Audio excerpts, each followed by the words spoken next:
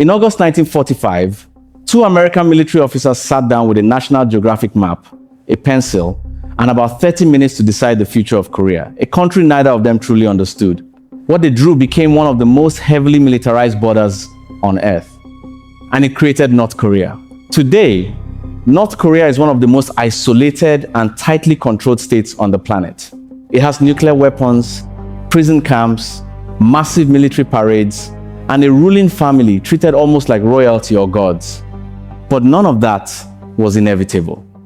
Because North Korea was not created by ancient Korean tradition or some centuries-old division. It was born out of World War II, Cold War panic, Soviet strategy, American improvisation, and one rush decision made at the end of the largest war in human history. To understand how this happened, you first need to understand what Korea looked like before 1945.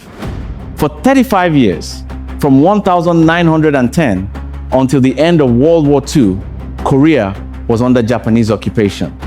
And Japan treated Korea less like a country and more like a machine for resources and military production.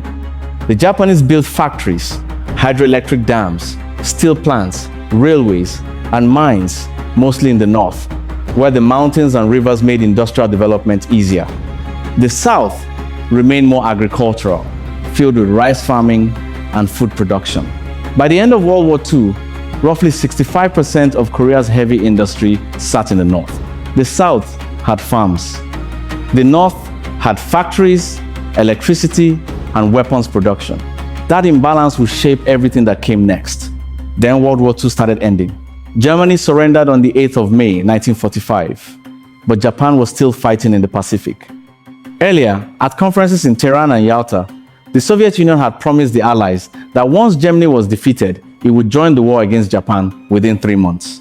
Exactly 3 months later, the 8th of August, 1945, the Soviets declared war on Japan. And Soviet troops immediately began pouring into Korea from the north. The Americans saw this happening and panicked, because suddenly there was a real possibility that the Soviet Union might occupy the entire Korean peninsula before American forces even arrived. Washington needed a solution immediately. So two American colonels, Dean Rusk and Charles Bonesteel, were ordered to find a line on a map that would divide Korea into Soviet and American occupation zones. They were given about 30 minutes. That was the time frame. 30 minutes to decide the future of millions of people. Neither man was an expert on Korea.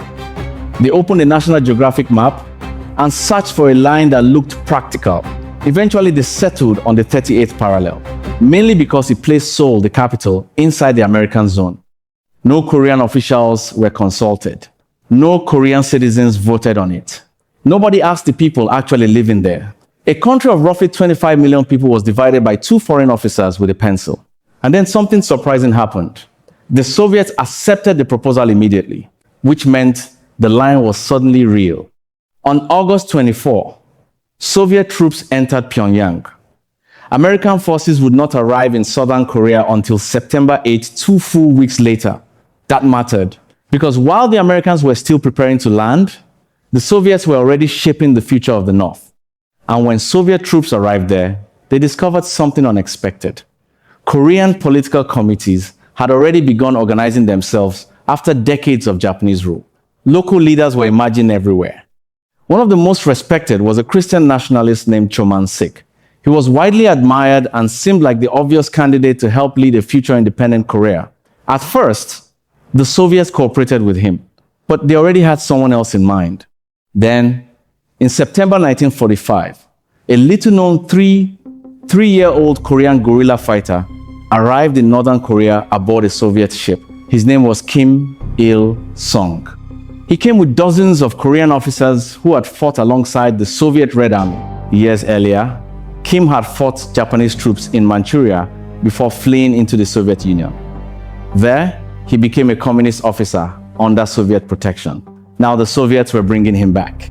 On the 14th of October 1945, Soviet authorities introduced Kim Il-sung to a crowd in Pyongyang as a legendary anti-Japanese resistance hero.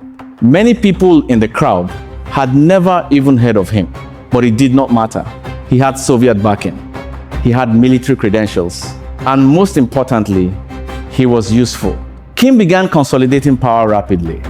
Meanwhile, Chomansik, the nationalist leader many Koreans actually trusted, opposed the Soviet-American proposal to jointly control Korea for 5 years before granting independence.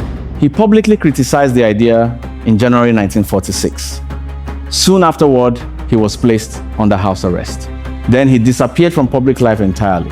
The Soviets needed someone loyal to them. Kim Il-sung was loyal, so the North transformed quickly. Land owned by landlords was redistributed to peasants.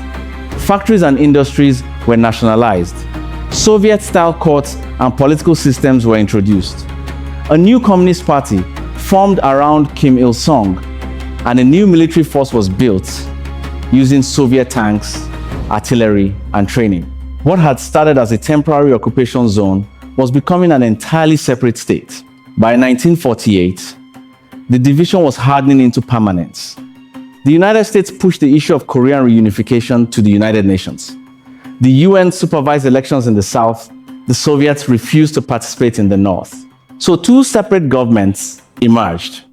On the 15th of August 1948, the Republic of Korea, South Korea, was officially established. Then, just weeks later, on September 9, the Democratic People's Republic of Korea, North Korea, was declared in the North, with Kim Il-sung as leader. Two governments, one peninsula, and both claimed to be the only legitimate Korea. That situation was never going to stay peaceful for long. Kim Il-sung wanted reunification, but only under his control.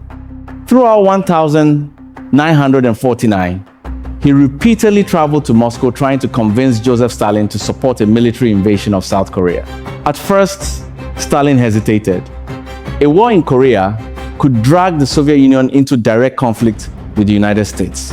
But then the global balance of power shifted. China became communist under Mao Zedong in 1949, and the Soviet Union successfully tested its first atomic bomb. Suddenly, Stalin felt stronger. Eventually, he approved Kim's invasion plan. And on the 25th of June 1950, North Korean forces crossed the 38th parallel. The Korean War had begun.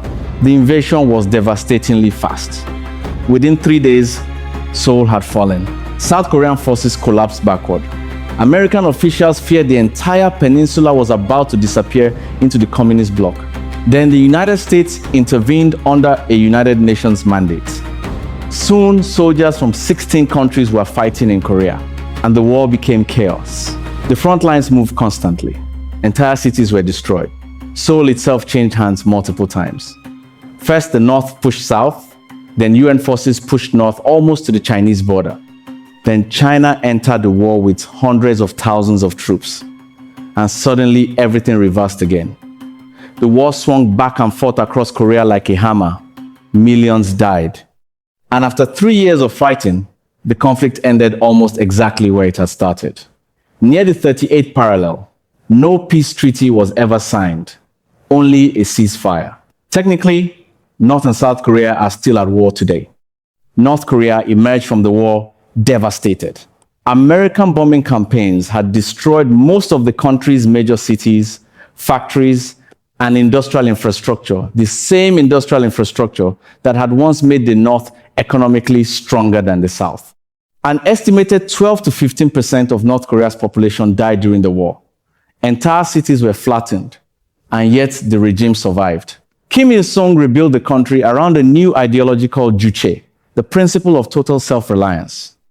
But Juche was not just political philosophy. It became the foundation of an entire cult of personality. Kim's face appeared everywhere. Children learned songs about him in school. His speeches became doctrine. His biography was rewritten to make him appear almost superhuman. Over time, the state transformed him from political leader into something closer to mythology. Meanwhile, the true story of North Korea's origins, the rushed American map session, Soviet political engineering, and Cold War power struggle faded into the background. North Korea was not created by destiny. It was created by the collision of empires at the end of World War II. A horrid line on a map. A Soviet-backed guerrilla fighter elevated into power, a war that never technically ended. And a global Cold War that trapped millions of Koreans on opposite sides of a border that was originally supposed to be temporary. Dean Rusk, one of the men who helped draw the line in 1945, later became US Secretary of State. But the line he drew in half an hour is still there. Heavily armed, mined, guarded by soldiers on both sides. One of the most dangerous borders on earth. 30 minutes with the map changed the entire history of Korea, and the consequences are still unfolding today. Thank you very much for watching this video, and if you learned something, make sure you leave a like, comment down below your thoughts on anything I discussed in this video, and subscribe if you would like to see more like this one.